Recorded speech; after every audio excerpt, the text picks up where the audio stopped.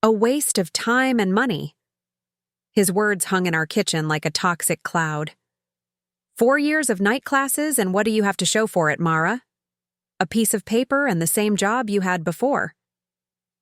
I gripped the edge of our granite countertop, my freshly minted MBA diploma still in its leather portfolio on the table between us.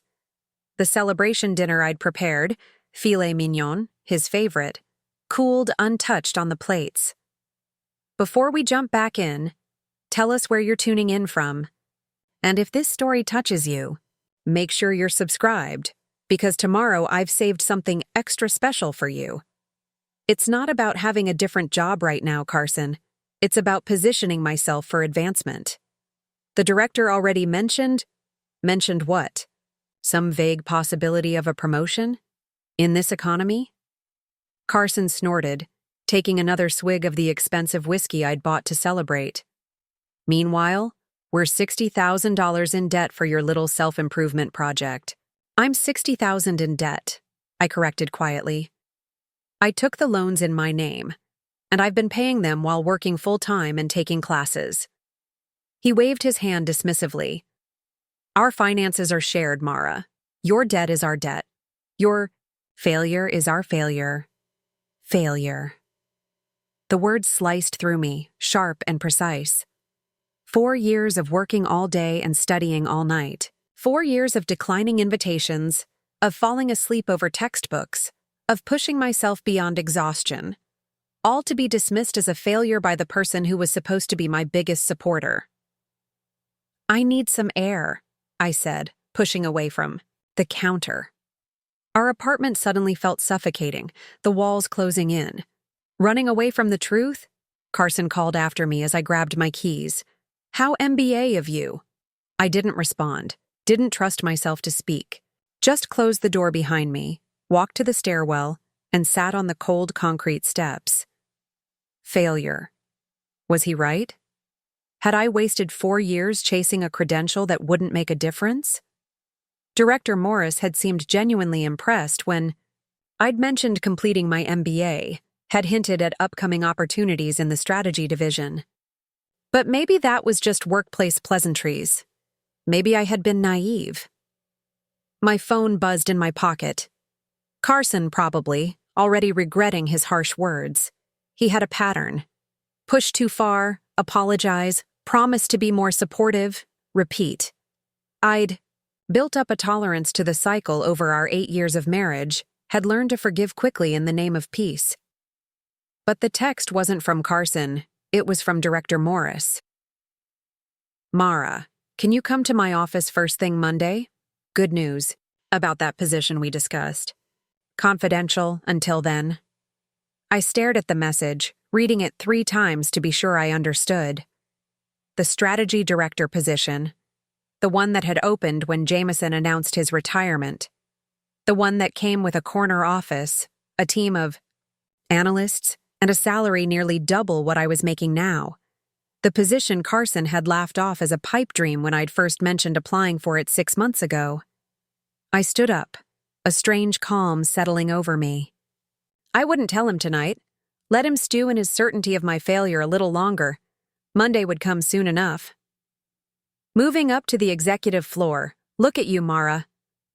Leslie from accounting beamed as she helped me pack my desk on Tuesday. Afternoon. The announcement had gone out company-wide that morning. Mara Chen, newly appointed Director of Strategic Initiatives. The congratulatory emails were still flooding in. It still doesn't feel real, I admitted, carefully wrapping the small jade plant my mother had given me when I first started at Wexler Financial 5 years ago. It had been a tiny sprout then, easily lost among my desk supplies. Now it was thriving, branching out in all directions, a fitting metaphor. Oh, it's real, all right, and well-deserved. Leslie handed me a framed photo of Carson and me from our trip to Maui 2 years ago. Happy times before my MBA program had become a source of constant tension. Has Carson planned a celebration? I placed the photo in my box without looking at it. Not yet. I just told him this morning before he left for work.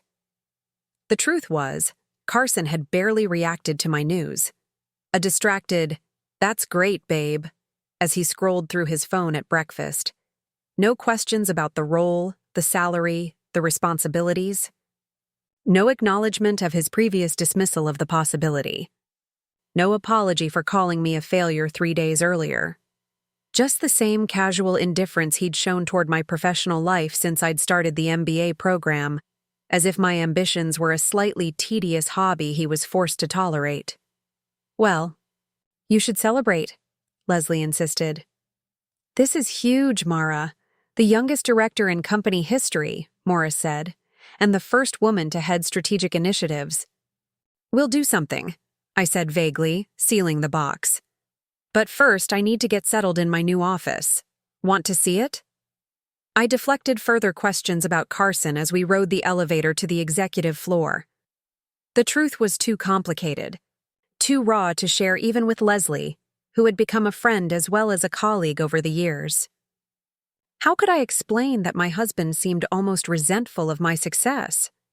That his own career as a pharmaceutical sales rep had stalled while mine had steadily advanced? That somewhere along the way, the supportive partnership we'd started with had twisted into something unrecognizable? Me constantly trying to minimize my achievements to protect his ego. Him increasingly bitter about the ambition he had once claimed to admire in me? My new office temporarily drove those thoughts away. Corner location, floor-to-ceiling windows, sleek modern furniture.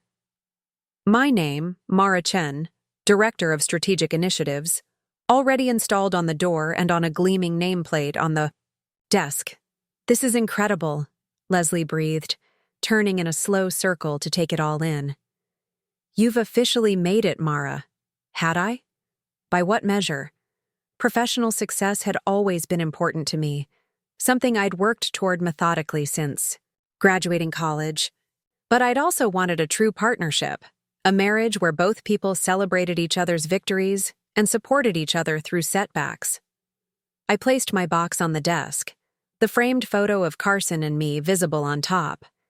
We looked happy in that frozen moment on the beach, the Hawaiian sunset painting everything in golden light. When had things begun to change? When had his pride in my accomplishments turned to thinly veiled resentment? Earth to Mara. Leslie waved her hand in front of my face. "Where'd you go just now?" "Sorry." I shook off the questions with no answers. "Just thinking about all the work ahead." "Including your first executive team meeting in 15 minutes, she reminded me. "Want me to unpack this while you prepare?" "No, I've got it. But thanks for helping me move." After Leslie left, I quickly arranged my essential items, leaving the rest for later. As I organized my notes for the meeting, my phone buzzed with a text from Carson, stuck late at work. "Don't wait for dinner." No mention of my first day in the new role. No questions about how it was going. Just the same message he'd been sending with increasing frequency over the past few months. I texted back a simple acknowledgement and slipped the phone into my drawer. Director Morris appeared in my doorway, his usual energetic self. "Ready for the Lion's Den, Mara? First executive meeting as a fellow director." I smiled, closing my portfolio. "Ready as I'll ever be. Just remember, you earned this spot. Your strategy for the Asian market expansion was brilliant. The board approved it unanimously. Thank you for championing it and for taking a chance on me." He waved away my thanks. "No chance involved, just recognizing talent and rewarding excellence, shall we?" As we walked toward the conference room, I realized I felt more valued and supported in this professional relationship than I had in my marriage for longer than I cared to admit. The thought should have saddened me, but instead, it clarified, something I'd been avoiding facing. I wasn't the failure in our relationship, but the relationship itself might be. The first indication of my bonus came 2 weeks later, in a private meeting with CFO Winters. The board was extremely impressed. "With your market expansion strategy, Mara," he said, sliding a document across his desk toward me. "So impressed that they've approved a special performance bonus in addition to your regular year-end compensation." I glanced down at the figure and blinked, certain I was misreading it. This is substantial. A smile cracked his usually stern expression. As I said, the board was impressed. This represents 1% of the projected first-year revenue from the Asian expansion, per your implementation plan. They felt it appropriate to recognize the architect of the strategy. I don't know what to say. Thank you is traditional, he suggested dryly. Thank you, I echoed, still staring at the number. After taxes, it would be enough to pay off the remainder of my student loans, with a significant amount left over. The funds will be deposited tomorrow. He stood, extending his hand. Congratulations, Mara. Well deserved. I floated through the rest of the day in a haze of disbelief. By the time I headed home that evening, I had mentally allocated the bonus, 60% to my student loans, 30% to our joint savings account, and 10%, a still significant sum, for something just for me. Something to commemorate this milestone. Carson's car was already in our assigned parking spot when I arrived home, unusual for a weekday. He'd been working late more often than not lately, returning home after I was asleep and leaving before I woke. I found him in the kitchen, a tumbler of whiskey in hand, staring at his laptop. "You're home early," I said, setting down my briefcase. "Got fired today." His voice was flat, emotionless. "Budget cuts. Whole sales team gone." "Carson, I'm so sorry." I moved toward him, reaching for his shoulder, but he shifted away. "Don't bother with the sympathetic wife act. We both know you've been waiting for something like this." I stepped back, stung. "That's not fair, or true." "Isn't it?" He took another swig of whiskey. Perfect Mara with her perfect new job and perfect career trajectory. Must be nice to have. Your failure of a husband finally out of the picture. "I have never called you a failure," I said quietly. "Not once. You didn't have to say it." He slammed the glass down. "It's been written all over your face every time I've had a setback while you kept climbing. How convenient for you that I'm completely out of the race now." The unfairness of his accusation took my breath away. For years, I'd downplayed my achievements, redirected conversations away from my work, even declined opportunities that would put me in the spotlight, all to avoid triggering exactly this kind of reaction from him. This isn't a competition. "Carson, it never was." Easy for the winner to say. He closed his laptop with excessive force. "Don't worry, I'll find another job. I don't need your pity or your money." The bonus check information burned in my bag, suddenly irrelevant. This wasn't the time to bring it up. Not with Carson already feeling emasculated by his job loss. I'd tell him tomorrow or the next day when the shock had worn off. "Of course you'll find another job," I said instead. "You're excellent at what you do. This is just a temporary setback." He looked at me then, really looked at me for the first time in months. His eyes were bloodshot, either from drinking or crying or both. "Your performance is always so convincing." Mara, the supportive wife, perfectly on cue. I recoiled as if slapped. What is that supposed to mean? It means I'm not blind or stupid, no matter how much you might think otherwise. He stood abruptly. "I'm going out." "Carson, wait." But he was already grabbing his keys, heading for the door. "Don't wait up. Wouldn't want to interfere with the director's sleep schedule." The door slammed behind him with such force that the framed photos on our entryway table rattled. I stood frozen in the kitchen, trying to make sense of his reaction. Losing a job was devastating, certainly, but his bitterness seemed to run deeper than this single event. "Your performance is always so convincing." What did he think I was performing? My concern was genuine. My support was real. Yes, our marriage had been strained, but I'd never stopped caring about his well-being. I moved to the liquor cabinet and poured myself a small measure of the same whiskey Carson had been drinking. As I took a sip, my gaze fell on his laptop, still, open a crack. A Facebook message notification was visible on the screen. Samantha, are you coming over tonight? I've been waiting. The whiskey turned to acid in my throat. I set down the glass with a shaking hand and closed the laptop completely. This was where he'd been all those late nights, not at work, with someone named Samantha. The revelation should have devastated me. Instead, it brought a strange clarity. The distance between us, the increasingly hostile comments, the emotional withdrawal. It wasn't just about my career success or his professional setbacks. He had checked out of our marriage entirely. I took my phone from my bag and pulled up my banking app. The bonus had been deposited as promised. After a moment's thought, I transferred the entire amount to my personal account, the one I'd maintained separately throughout our marriage, the one that had seen me through graduate school. For the first time in years, I wasn't going to minimize myself to protect Carson's ego. I wasn't going to share this achievement with someone who had called me a failure, who had been lying to me, who had betrayed the foundation of our relationship. This victory, this reward, was mine alone. The Mercedes. Dealership was quiet on Saturday morning, just a few serious buyers examining the gleaming vehicles. I felt oddly calm as I walked through the showroom, running my fingers lightly over the smooth curves of German engineering. Can I help you find something specific? A salesman approached, his expression professional but with the slight wariness men often showed when a woman shopped for cars alone. I'm interested in the AMG C43 Coupe. Selenite gray. His eyebrows rose slightly. Excellent choice. High-performance vehicle. Were you looking to test drive today, or... I'm looking to purchase. Today. I met his gaze steadily. If that's possible. Of course, Ms. Chen or Mara Chen. Recognition flickered in his eyes. From Wexler Financial?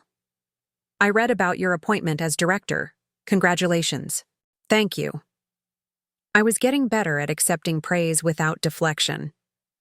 Now, about that C43. 2 hours later, I drove off the lot in my new car. The power of the engine, the smell of the leather, the responsive handling. It was everything I'd dreamed of when I'd first seen the model 3 years ago. Carson had laughed then, calling it a midlife crisis car, saying I should focus on paying off my student loans before fantasizing about luxury vehicles.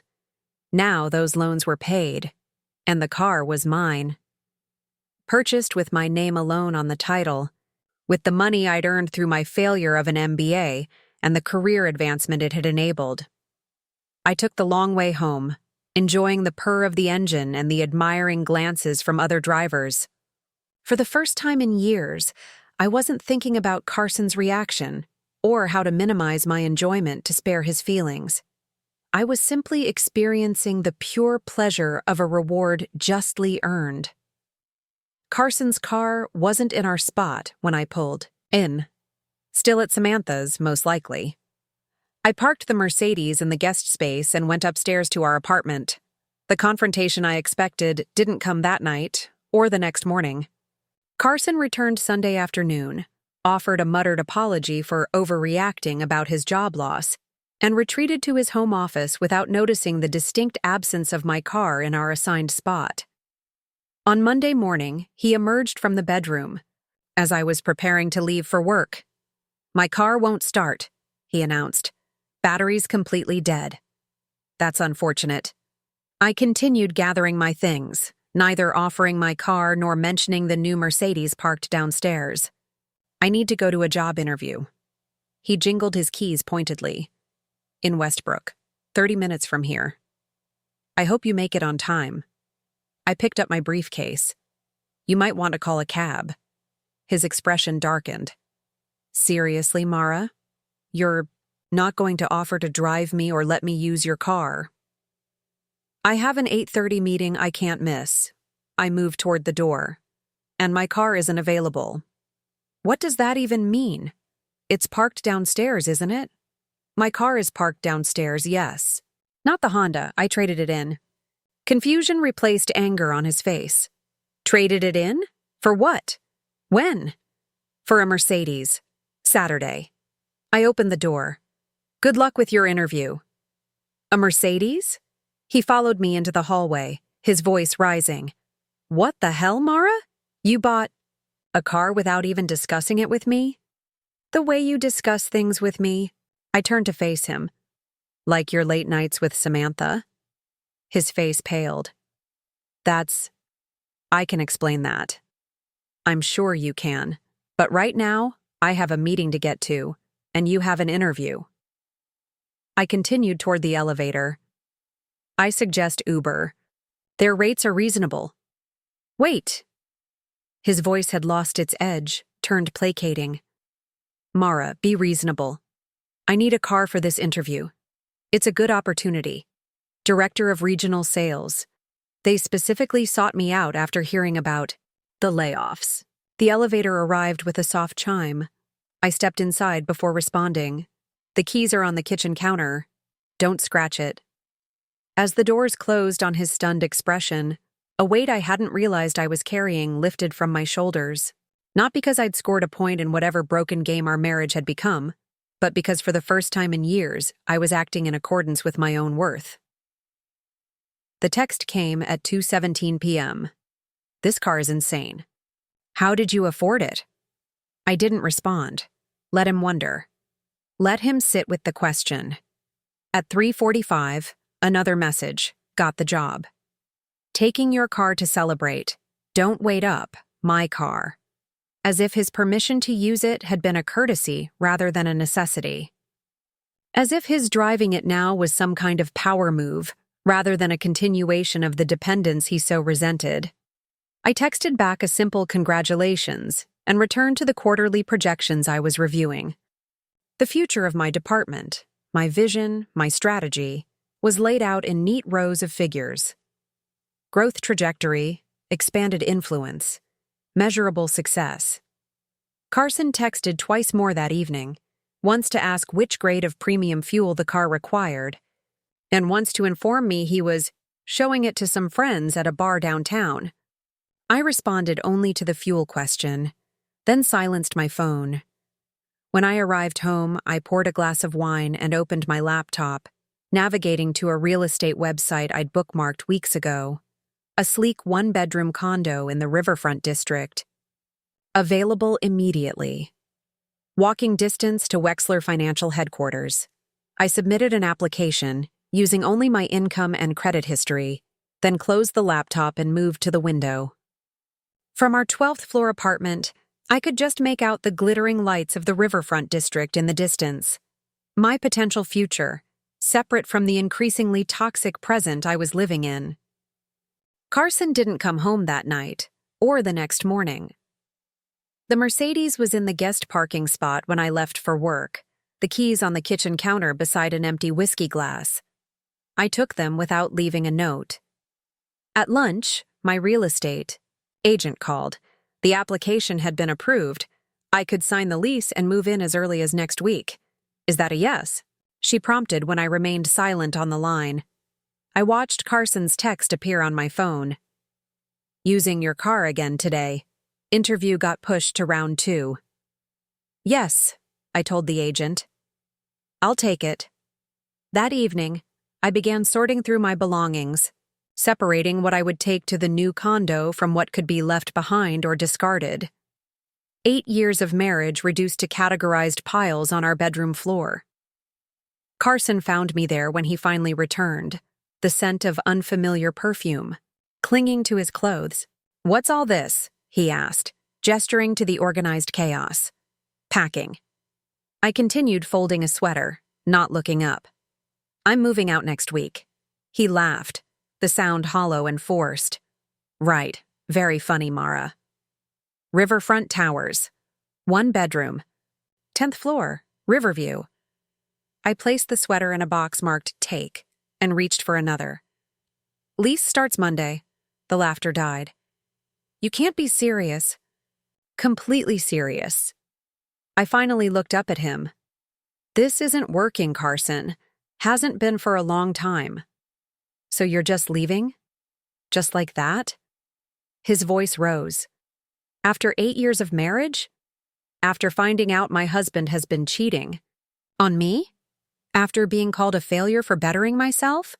After watching you drive around in the car I bought with my bonus while sending texts to your girlfriend? I stood, facing him directly. Yes, just like that. It's not what you think. He ran a hand through his hair, his usual prelude to a practiced explanation. Samantha is just a friend, a colleague from my old job. She's been helping me network. Stop. I held up a hand. Just stop. I don't even care anymore, Carson. That's the sad part. I'm not angry or heartbroken. I'm just done. He stared at me, seeming to really see me for the first time in months, the confident director who had replaced the deferential wife he'd grown accustomed to, the woman who had bought a luxury car without consulting him, the person who was leaving him behind. The car, he said slowly. How did you afford it? Of all the things he could have asked, why our marriage had failed, whether there was any chance of reconciliation, what this meant for our future, he fixated on the car. The symbol of my success that both fascinated and threatened him. I got a bonus, a substantial one, for the Asian market expansion strategy. And you spent it on a car? Incredulity tinged with the familiar disdain. What about your student loans? Paid in full. I returned to my packing. The bonus covered that and the car. He was silent for a long moment, processing this information. When he spoke again, his voice had softened, taken on the cajoling tone he used when trying to smooth over an argument. Mara, we should talk about this. About us. I admit I've been distant lately. The pressure of the job situation, the uncertainty, it got to me. But I never stopped loving you. A month ago, those words might have swayed me. Might have reactivated the pattern we'd established over years. His transgression, his apology, my forgiveness, temporary peace before the next cycle began. But now, with the clarity of recent events and the confidence of my professional success, I saw the pattern for what it was, a slow erosion of my self-worth, a gradual dimming of my light to make space for his ego. I loved you too, Carson. But this isn't about love anymore. It's about respect. Self-respect, in my case. I closed the box I'd been packing and sealed it with packing tape. I'll be staying at a hotel until the condo is ready. You can keep using the Mercedes until you get your car fixed or buy a new one. Consider it a parting gift. You're really doing this? Disbelief gave way to anger. Throwing away 8 years over what? A job title? A fancy car? Your precious success? I picked up the framed photo from our Maui trip, studying our smiling faces one last time before placing it in the box marked "Leave Behind." No, Carson, I'm not throwing anything away. I'm moving forward. I met his gaze steadily. Something you never wanted me to do. 6 months later, I parked my Mercedes in the reserved spot marked Director outside Wexler Financial's headquarters. The morning sun glinted off the selenite gray paint, still immaculate despite daily use. A small reminder of the moment I'd chosen myself over a marriage that had become an exercise in self-diminishment. The divorce had been finalized 3 weeks earlier. Quick and relatively painless, with Carson offering little resistance once he realized I wasn't coming back. He'd kept the apartment and most of our shared possessions. I'd kept my car, my career, and my newfound sense of self-worth. As I walked toward the building, my phone buzzed with a calendar notification. Strategic Planning Committee, 9:00 a.m. A committee I now chaired, leading a team of brilliant analysts in charting the company's future growth. The second notification brought a smile to my face. Dinner with Mom, 7:00 p.m. A chance to share my latest news, a promotion to senior director, with an expanded team and global responsibilities. My mother had asked recently if I regretted the end of my marriage, if I ever missed Carson or the life we'd built together. The question had given me pause, not because I was uncertain of my answer, but because I wanted to be honest about the complexity of my feelings. I miss who I thought he was, I'd told her finally. I miss the partnership I believed we had, but I don't miss who I became when I was with him. As I stepped into the elevator, Director Morris, now Senior VP Morris, nodded in greeting. Ready. For the board presentation, Mara, your expansion projections have everyone excited. Ready, I confirmed, feeling the familiar surge of confidence that had become my constant companion. I've been preparing for this my whole career, he smiled, recognizing the double meaning in my words. Haven't we all? The elevator doors closed, carrying us upward toward the executive floor, toward challenges and opportunities I was finally free to embrace without apology. Not a failure after all. Never was. Up next, you've got 2 more standout stories right on your screen. If this one hit the mark, you won't want to pass these up. Just click and check them out. And don't forget to like, subscribe, and turn on the notification bell so you don't miss any upload from us.